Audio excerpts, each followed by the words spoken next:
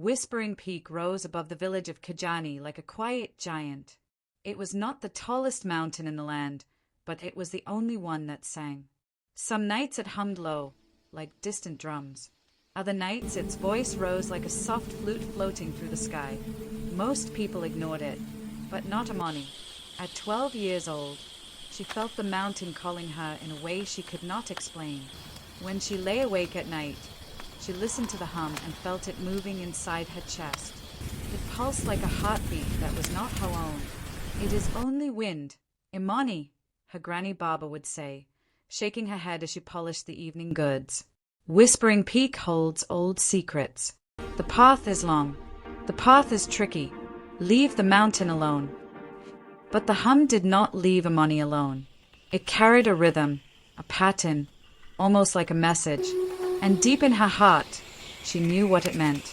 It was calling her to find the Talking Lyre, the lost instrument of the ancestors, the one said to hold all the forgotten stories of Kijani land.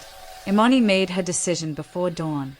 The sky was still dark when she tied her small bag, wrapped her cloak tight, and stepped out of her home.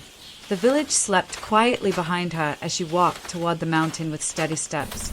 The air was cold, and the stars above seemed to watch her. The lower path was gentle at first. Acacia trees leaned over her like guardians with long, thorny arms. Birds hopped from branch to branch, shaking off morning dew. But the higher she climbed, the fiercer the mountain became. Rocks slid under her feet. Sharp winds pushed against her.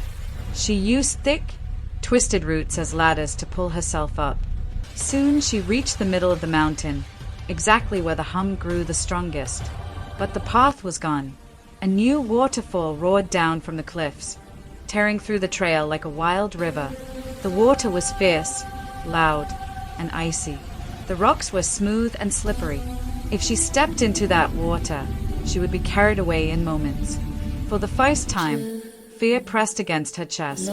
Imani sank onto a patch of ground that was still dry. Her legs trembled. Her eyes stung. For a moment, she wondered if the mountain was warning her to stop. "Long and tricky," she whispered, hearing Baba's voice in her mind. Imani closed her eyes, trying to steady her breath. When she did, she felt something else. The breeze brushing gently past her cheek. A soft, warm wind, so strange beside the icy water. She followed it with her eyes. There, against the cliff wall, she noticed a stack of old flat stones covered in dust and vines. They looked forgotten, as if travelers long ago had placed them there for a reason. Hope sparked inside her. She pushed one stone, then another. They were heavy, but she did not stop. She built them into a small stepping bridge across the rushing water. It shook, it wobbled, but it stayed together long enough for her to cross. The moment she reached the other side, the wind seemed to ease, as if the mountain sighed in relief. The last climb was steep, but her heart pushed her forward. The hum guided her like a thread of sound. At the top, hidden inside a cave with soft moss for a floor, she found it, the Talking Lyre. It was not old and broken. It was bright and beautiful, carved with patterns of sun, river, and moon. When Imani touched its strings, the sound that rose was not music. It was voices. Voices of rain falling on thirsty land. Voices of children laughing. Voices of harvest dances and peace gatherings. Voices of ancestors telling stories long forgotten. Imani's eyes filled with tears, not of sadness but of wonder. She did not lift the lyre. She did not take it from its resting place.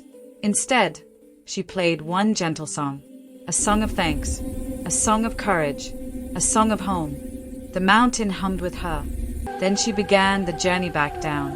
When she returned to Kijani, she carried no treasure in her hands, but she carried something brighter inside. Stories, courage, and the quiet truth that the greatest discoveries are not things we bring home. They are the changes we carry in our hearts.